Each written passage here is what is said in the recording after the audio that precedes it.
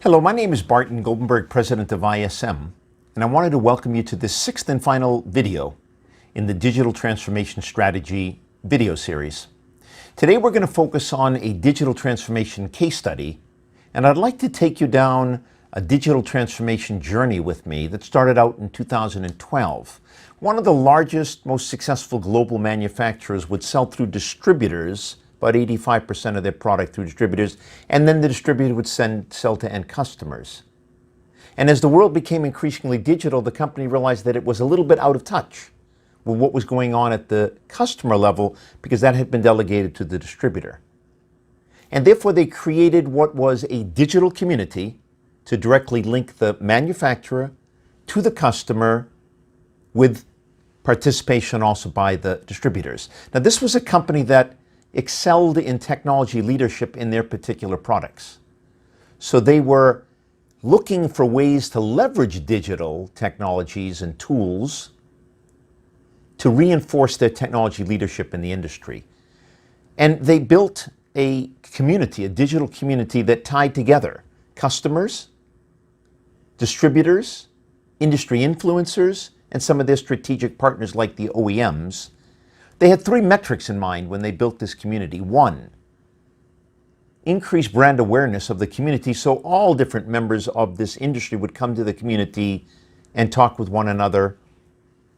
Number two, user participation. Once we had a member in the community, how often were they joining the community, blogging or responding to blogs, putting forum posts, quizzes, polls, etc. And most importantly, the business impact, and that was a question of how much did sales increase because of the community, and I'm going to have to ask you to hold for just a few minutes till we get to the results. Okay, what did they do? They built a digital hotel. Ground floor was the lounge. Anybody, prospects, customers, distributors, sales reps, executives come into the digital lounge, grab a digital drink at the bar, talk to one another through forums or quizzes and polls and blogs, and get to know each other and talk about things that were important to them. Above the lounge was the conference rooms, lounges, floors 2 and 3, where we had an employee conference room, and we had a distributor conference room, and we had an R&D conference room where people would come together invitationally and just discuss employee issues or distributor issues or R&D issues.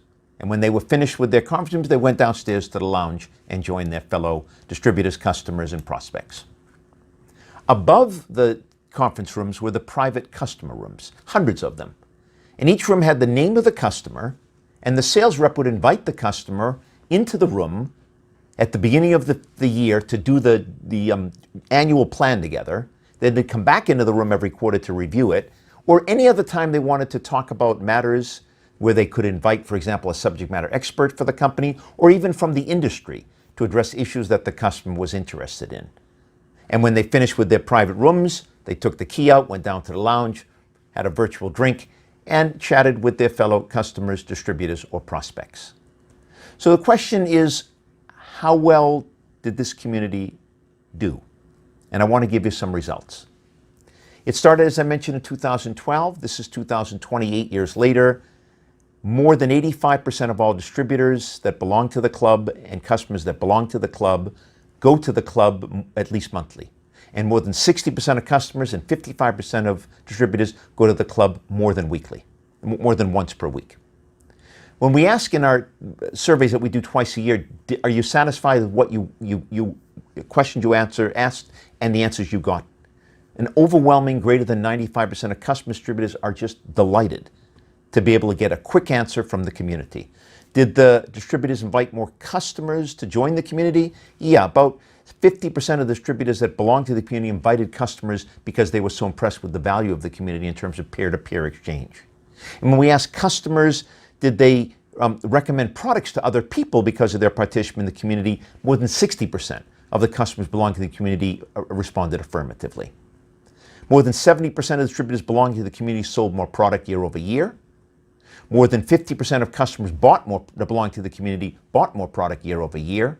And this community had a net promoter score of greater than 75. So what is it that they got right? I think they got their digital transformation game plan right.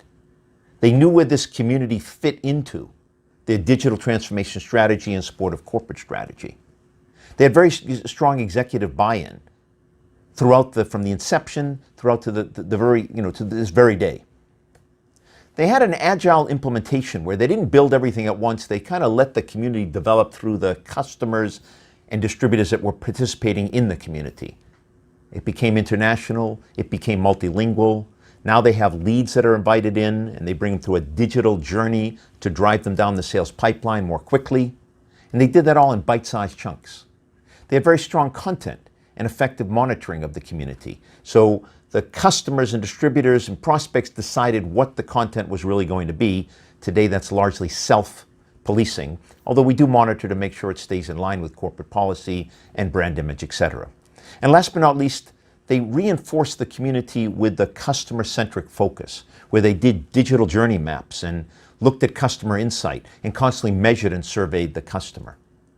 So it's a tremendous success story of a company that understood the power of digital, but put it within a digital transformation strategy that supported corporate strategy. Folks, that's the end of the 6th video in this video series. I hope you've enjoyed all of the videos. If you feel that ISM can be of assistance to you in performing an assessment or a health check of your current digital efforts, or help you to create your digital transformation strategy and or roadmap, or help you implement it with excellence, sure would appreciate if you contact us.